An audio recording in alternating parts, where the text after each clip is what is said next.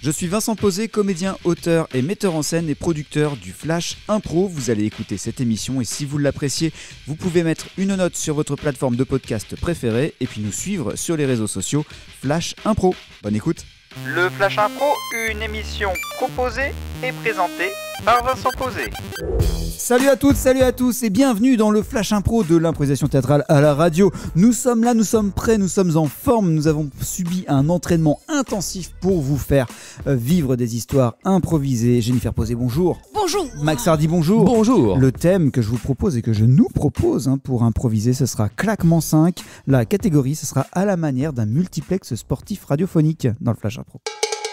En jeu. Et oui, bienvenue pour cette course de relais intergénérationnelle qui a lieu et sur nos ondes grâce à nos reporters qui sont sur place, qui sont disséminés tout le long du parcours. Tout d'abord, Marie-Thérèse qui est à l'EHPAD des Glaïeuls. Tout va bien, Marie-Thérèse ? Mais tout va très bien, nos candidats sont dans les starting blocks, ils sont prêts, ils sont chauds. Benoît, tu es toi au niveau de l'école maternelle Jules Ferry. Oui, en effet, et là je peux vous garantir que tous les enfants sont pris, ils viennent de finir l'assiette. Alors je ne vous cache pas qu'il y a un peu de cafarnaum, mais en tout cas ils sont prêts ici à l'école maternelle Jules Ferry. C'est l'effervescence, c'est la première édition de cette course de relais intergénérationnelle qui a lieu cette année et qui devrait devenir une discipline olympique d'ici quelques années. En tout cas, qui sont les favoris au niveau de l'EHPAD des Glaïeuls, Marité ? Nous avons beaucoup d'espoir sur Jean-Pierre. Jean-Pierre qui est le favori. Jean-Pierre qui a encore l'usage de ses deux jambes et qui sait le faire souvent en s'échappant de l'EHPAD. À peu près toutes les semaines. Et son passé de facteur joue pour lui. Tout à fait. Il est habitué à remettre très rapidement dans les mains, à savoir, est-ce qu'il essaiera de faire signer recommandé avant de remettre son relais ? C'est autre chose. Oui, alors ça, c'est la déformation professionnelle de Jean-Pierre qui a tendance à faire signer le relais à la personne qui tient le bâton.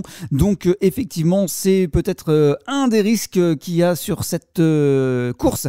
Du côté de l'école maternelle Jules Ferry, Benoît, comment est-ce que les enfants sont bien sur la route, sécurisés pour pouvoir prendre le relais des anciens qui vont bientôt partir ? Oui, alors en effet, et puis il y a vraiment des moyens considérables qui ont été mis en œuvre puisque tout leur chemin est fermé par la police, par des barrières, ils sont vraiment mis en sécurité maximale. Bon, ça n'empêche pas certains de faire un petit peu les fous, mais voilà, en tout cas au niveau des pronostics, on a tout misé sur les grandes sections, notamment sur le petit José.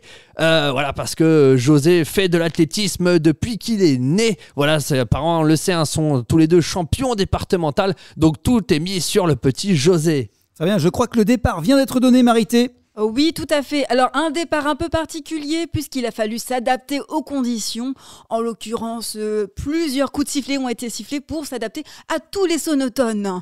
Mais c'est parti, ils sont dans les lignes, ils sont partis et on voit bien que Jean-Pierre est devant tout le monde. Mais il est talonné de près par Josiane qui, elle, est très très forte pour marcher vite. Oh, j'ai comme l'impression que comme l'EHPAD des Glaïeuls a un intervenant en animothérapie, il semblerait que des chiens aient poursuivi les anciens qui commençaient la course parce que le coup de sifflet semblait avoir des ultrasons qui étaient sensibles par rapport aux chiens qui étaient là. Donc les canidés sont en train de courser les anciens qui sont partis. Oui, alors c'est quelque chose à quoi on s'attendait évidemment, mais c'est pour jouer dans leur faveur puisqu'en effet, ceux qui étaient derrière sont maintenant arrivés en seconde place. Et là, Benoît, je crois que tu les vois, tu les as en visu. Oui, effectivement, je les ai vus, ça reste très serré. Alors c'est toujours José qui mène pour les enfants, mais et puis derrière, c'est un peu ébranlé. Les petites et moyennes sections, ça pleure, c'est tombé. Voilà, il y en a qui ne veulent pas faire, il y en a qui restent. Donc il y a un peu de désorganisation. Je pense que ça va vraiment se jouer dans les derniers mètres maintenant.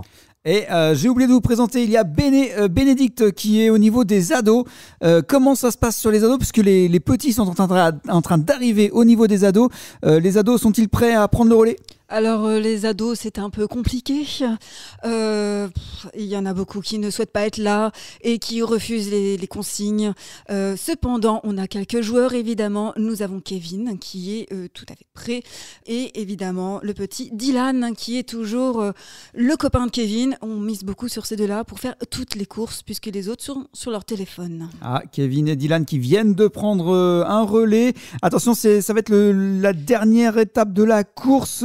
Je crois que Benoît, tu as couru aussi plus vite que tout le monde. Tu es arrivé au niveau de la ligne, du dernier parcours de la ligne d'arrivée. Oui. Et alors, je peux vous dire que maintenant, ça se fait vraiment au coude à coude. Je pense qu'il va falloir la photo finish pour départager l'ensemble des premiers à passer la ligne d'arrivée. Parce que là, c'est les parents maintenant qui prennent le relais. Oui, entre c'est les couples et parents séparés. Oui, entre couples et parents séparés. Alors je peux vous dire, il y a un petit peu de tension, on sent, mais ça met un peu de piment à cette course en tout cas. Mais voilà, alors qu'on voit deux parents séparés qui sont en train de régler leur compte. Voilà, on n'aime pas voir ce genre d'image ici, surtout devant les enfants. Oh là là. Aïe, on n'aime pas voir ces images. Hein. Ah non, c'est par rapport aux valeurs en tout cas de notre épreuve. Mais voilà. Alors que le petit José a été distancé. Bah, comment ça, il est encore en course, José? Ah oui, José est encore en course, il est sur le dos de ses parents. Voilà, ils finissent la course ensemble. Il fait équipe. Oui. Oh, et c'est beau, ça y est, c'est passé. Ah oui, et ça y est. Bon bah voilà, hein, c'était un multiplex sportif. Merci Jennifer Posé. Merci à vous. Merci Max Hardy. Merci. Et on se retrouve demain pour la suite et la fin du Flash Impro pour cette semaine. Le Flash Impro, c'est un podcast, c'est aussi un spectacle avec les grands duels du Flash Impro, des enregistrements publics à Saint-Lô, dans la Manche, et une équipe de matchs d'improvisation qui se déplace un peu partout en France. Si vous voulez en savoir plus, flashimpro.fr ou les réseaux sociaux Flash Impro.